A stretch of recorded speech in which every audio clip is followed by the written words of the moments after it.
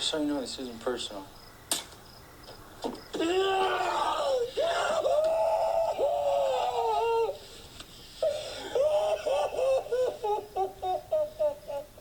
Are you a college student who watches too much TV?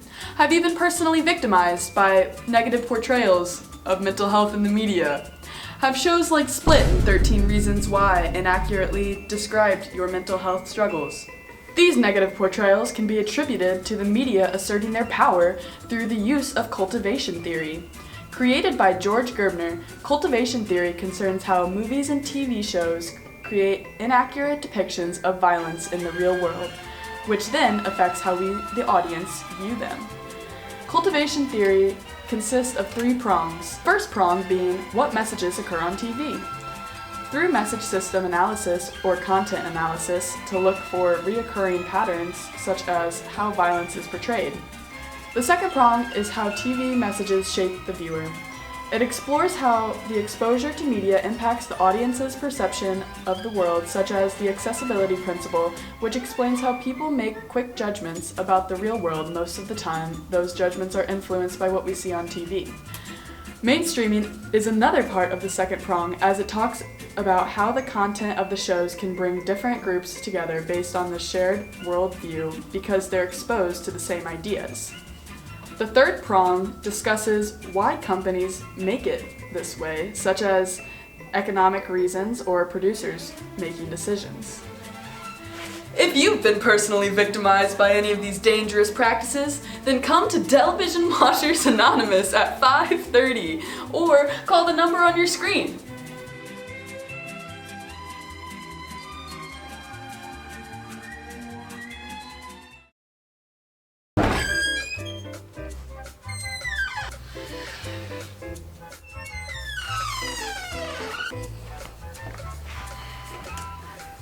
I'm so glad that you all decided to come in today. How about we get started with you, Emily? I'm Emily. Hi, Emily. Over the summer, I saw Trapped, the new M. Night Shyamalan film. The main villain has a darker identity as a serial killer, yet the only explanation they have for his actions are that he has OCD.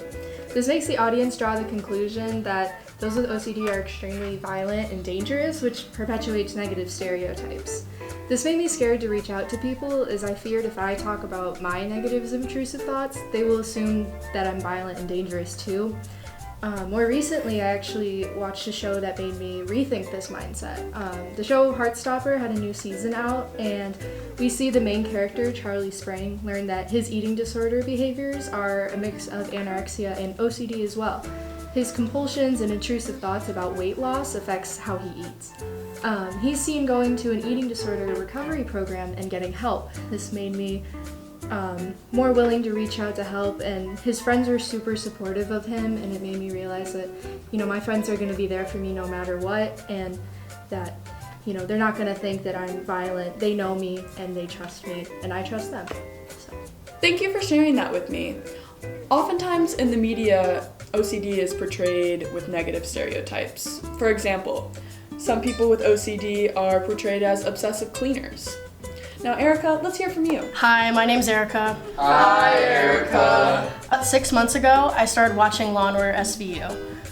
When I first started watching it, I wasn't too concerned about the crimes in each episode, but recently I haven't been able to stop watching it. I've been becoming more scared to go outside. I'm afraid to walk outside at night with or without my friends. I can't pass a man on the street anymore. I have to cross the street, and I'm paranoid to leave my house because I'm afraid for my life. That sounds a lot like Mean World Syndrome, a syndrome that includes the mistrust of others due to excessive television viewing. Crime shows like Law & Order can increase our paranoia and cause lack of sleep.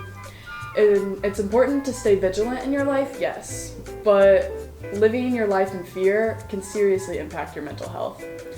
Gerbner reiterated that people that watch crime shows often have a heightened sense of danger, but when you look at the reality of the statistics, being a victim of a violent crime is highly unlikely. Steven, how about you? Hey, I'm Steven. Hi, Steven. And after watching Split with my friends, I got victimized for DID. They didn't want to hang out with me, reach out to me, or disassociate with me anymore. They didn't know how to act around me anymore. It was like they were watching the signs of someone else rather than seeing me, which hurts because I'm still the same person and that don't change who I am. So I feel like that they need to understand that this doesn't change who I am, even if I have different parts of myself. It just explains how I help navigate around the world. You know, this seems like the third person effect, a phenomenon which describes the stereotypes your friends placed on you after seeing these inaccurate portrayals on TV. Donald Diefenbach and Mark West actually wrote a paper similar to this, and it describes your experience quite well. People struggling with their mental health are portrayed as 10 times more likely to commit violent crimes on TV than characters without mental health issues. However, these depictions in the media are inaccurate and they do not truly portray the disorder that you have. How about you? You know, I came here after watching Breaking Bad and seeing Jesse suffer and reach his breaking point. And that made me anxious and stressed. But now after hearing from all of you, I've learned why I'm feeling that way. And I now understand that media portrays negative stereotypes that are harmful to people struggling with mental health. Thank you guys so much. Thank you guys so much. Thank you. You guys have saved me. Thank you. Who was that guy? Hope he paid me.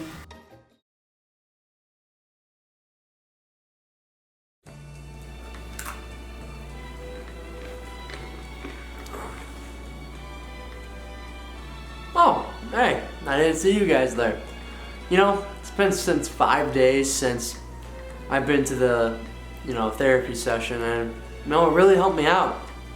Listening to those people's stories and the responses that they got really opened my eyes to how cultivation theory really affects someone watching TV and how what they see on TV could affect them. I learned that it's important to understand that there's one thing that TV does, and that's to make a rise. So some issues that a lot of people may be experiencing are blown out of proportion or may not be accurate to what is actually going on in someone's personal life. I think it's important to understand that. It's also important to understand that some shows might not even be focused around mental health, but still can help you improve your mental health. Comfort shows, if you will. I mean, look at me. All I do is I watch Trailer Park Boys, a show about a bunch of 3 drunken idiots doing crimes trying to make cash. It's important to understand when you yourself need help. So, yeah. Now, if you excuse me, I got some TV to watch.